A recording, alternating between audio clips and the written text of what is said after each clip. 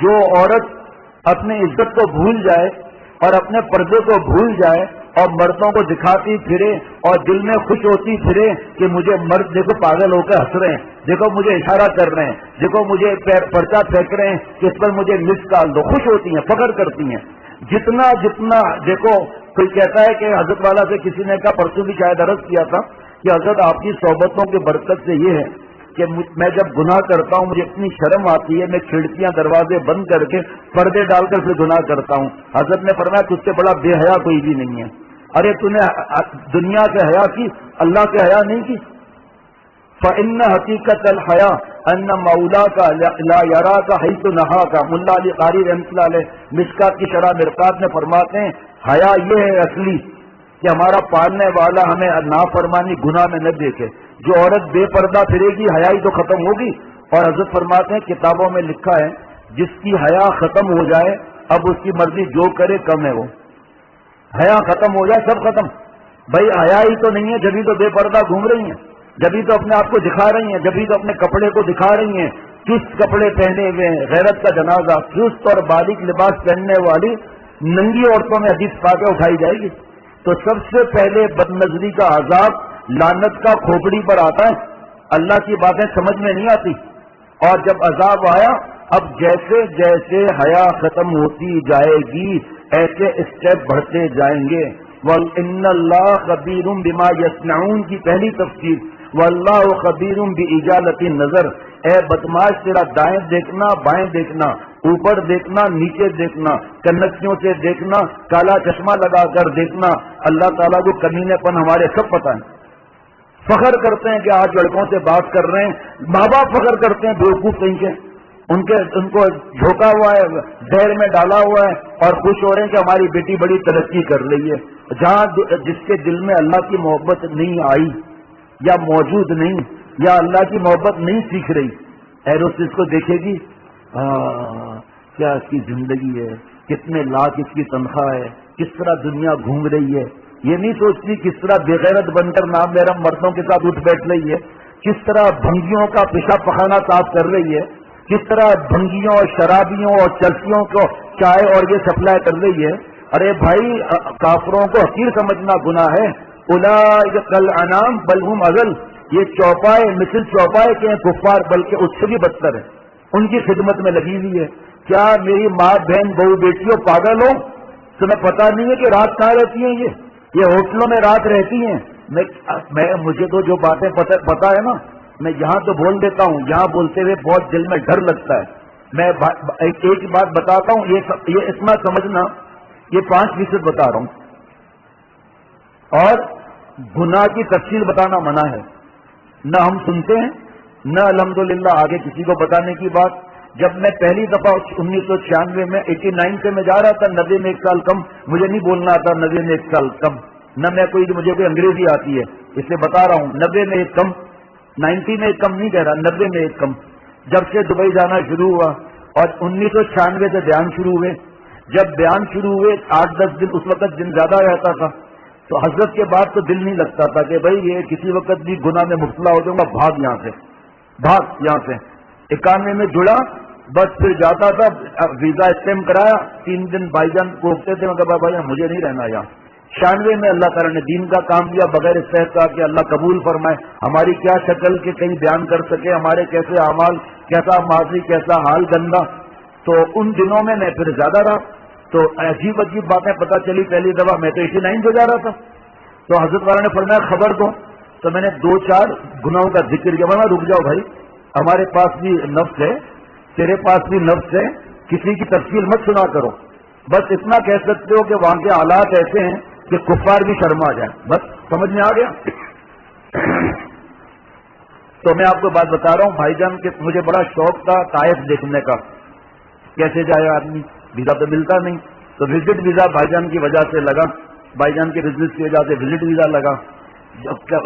خالہ کے بیٹے وہاں پر ہیں، بہت فداکار، بہت محبت کرتے ہیں، بہت محبت کرتے ہیں۔ مکہ شریف سے نکلے، آدھا یا پونا گھنٹہ ہوا تھا، میں نے کہا طائف کہاں ہے بھائی؟ تم نے تو کہا تو قریب ہے، کہا ایسے قریب بھی نہیں ہے، وہ اوپر چوٹی دیکھ رہے ہو؟ میں نے کہا کیا؟ کہاں؟ طائف جائیں؟ میں تو سمجھتا تھا بستی ہے، کہ نہیں، پہاڑ کے اوپر حضور صلی اللہ تعالی وسلم تشریف لے گئے تھے۔ گرمیاں کیسی ہیں، جب آدھے راستے تک ہم پہنچے ٹھنڈک شروع ہو گئی۔ ایک پہاڑ کتنا اوپر ہوگا، اور یہ لوڈیڈ ٹرک اس راستے سے نہیں جا سکتی۔ اس کے لیے حکومت سعودیہ کیا محنت کرتے ہیں ماشاءاللہ حاجیوں وغیرہ کی، دوسرا راستہ الگ بنایا۔ اور حضور صلی اللہ علیہ وسلم کس طرح اوپر چڑھتے ہوئے گئے اللہ کے لیے، وہاں کیا ہوا، پتھروں کی بارش ہوئی، سر مبارک سے لیکن نالین مبارک تک خون سے بھر گیا۔ میں خود، ہم سب اور میری ماں بہن بہو بیٹیوں گناہ کرنے سے پہلے، بے حیائی، اوریانی، فحاشی، فیشن سے پہلے سوچو کہ اللہ کا لاڈلا اور ہمارے پیارے نبی صلی اللہ علیہ وسلم ہمارے لیے خون بہا کر گئے۔ صحابہ رضوان اللہ علیہ مجمعین 70 جو ہے ایک وقت میں احد کے میدان میں شہید ہوئے، اور عورتوں میں سب سے پہلے خون دینے والی حضرت سمیہ رضی اللہ تعالیٰ عنہ بوڑھیا تھی۔ ابو جہل نے لوہے کا لباس پہنا کر مکہ کی گرمی میں کھڑا کر دیا، مکہ شریف گرمی میں، نکال کلمہ دل سے، کہ چل ہے مردود۔ کلمہ کبھی نکلتا ہے، جب آتا ہے تو جان نکلتی ہے، کلمہ نہیں نکلتا۔ ناک میں بھرچا مارا، جس کو آپ چھری سمجھ لیں سمجھانے کے لیے، نیچے تک کاٹتا چلا گیا، ناک سے نیچے تک کاٹتا چلا گیا، اتنا خون بہا، بڑھیا شہید ہو گئی۔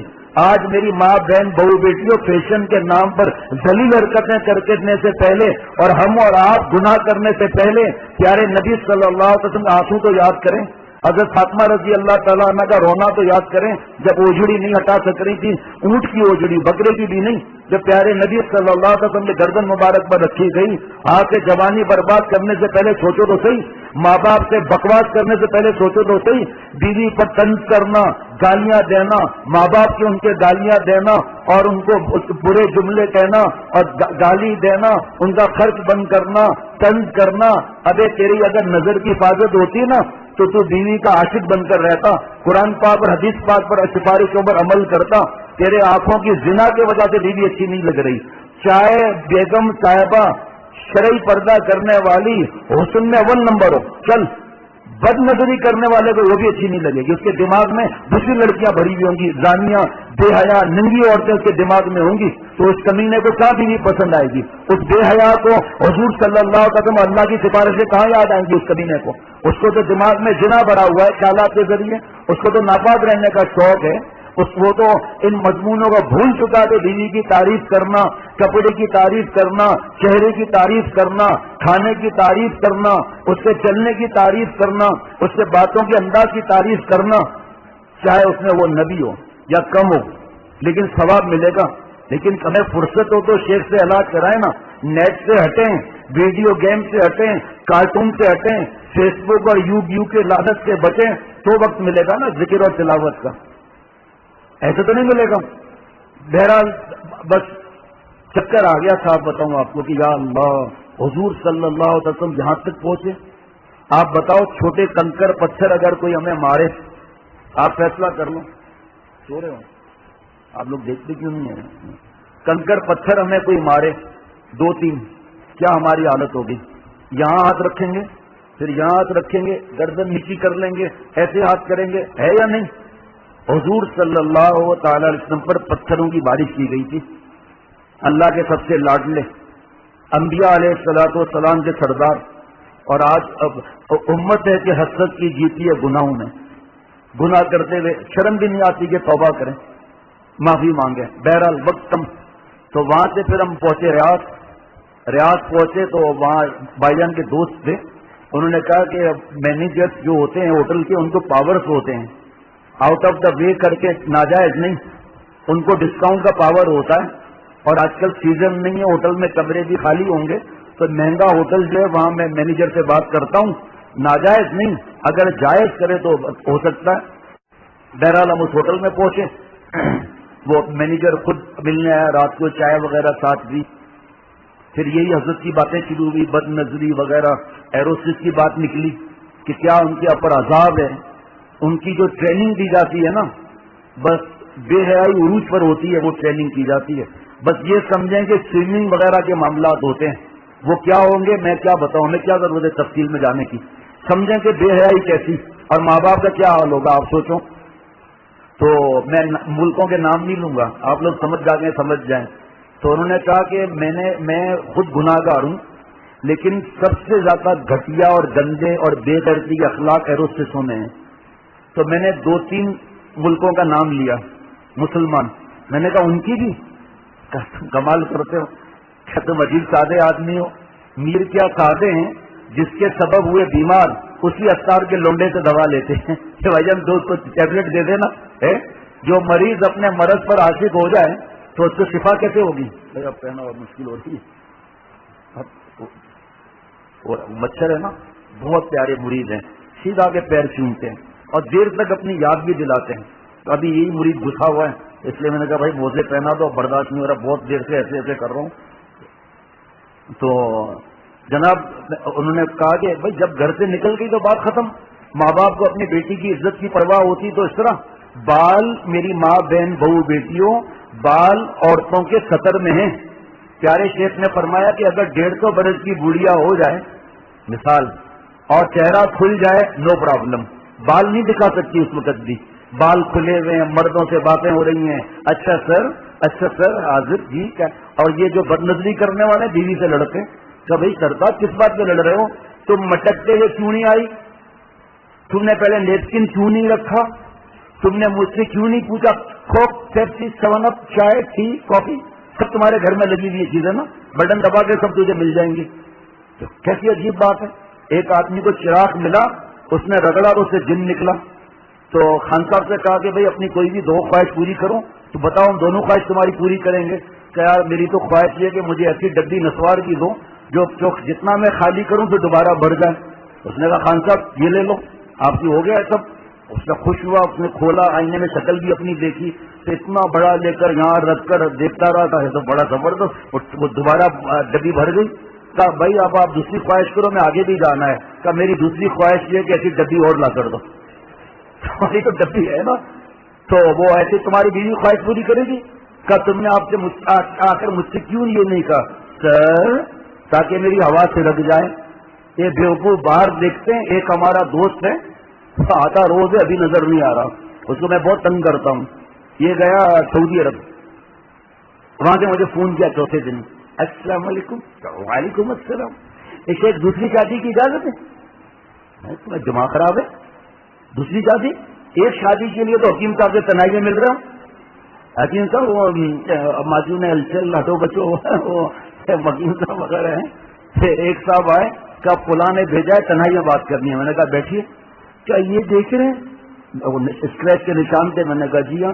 کیا یہ تو یہاں سے اسکن ہٹی ہوئی تھی، تھوڑی لال لال نظر آ رہا تھا. میں نے کہا جی. کیا یہ دیکھ رہے ہیں؟ دیکھا وہاں بھی نشان. میں نے کیا ہوا؟ کیا بیوی نے مارا ہے؟ بیوی نے مارا ہے تو حرکت کیوں کی؟ تم نے گلی ڈنڈا کھیلا کیوں جو بیوی مارے تجھے بھائی ہے؟ تم نے کنچے کیوں کھیلے ہے؟ تو ایک شادی کے اندر تو یہ حالت ہے تیرا.